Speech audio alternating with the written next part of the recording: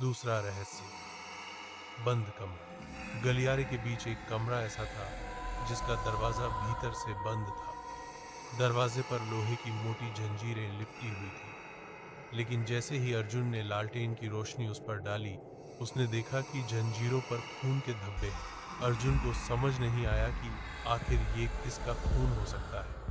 तभी अचानक कमरे के भीतर से एक भारी आवाज आई, क्यों आए हो यहाँ? लौट जाओ, वरना पछताओगे। अर्जुन का शरीर सिहर गया। उसने दरवाजा खोलने की कोशिश की, लेकिन जंजीरें अजीब तरह से कस गई, मानो किसी अदृश्य ताकत ने उसे पकड़ा।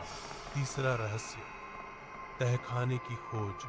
अर्जुन डर तो गया था, लेकिन उसकी जिज्ञासा अभी भी जीवित थी। उसने सोचा कि हवेली का रहस्य तहखाने में छिपा हो सकता है।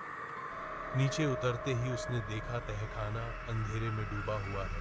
दीवारों पर अजीब सी चिन्हकारी बनी हुई है, जैसे कोई तांत्रिक अनुष्ठान हुआ हो।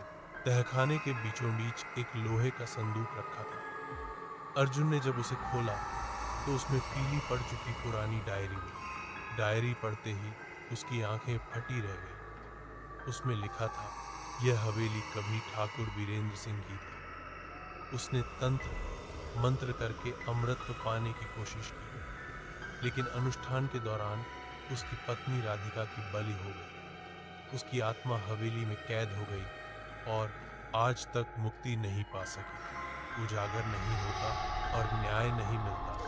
हवेली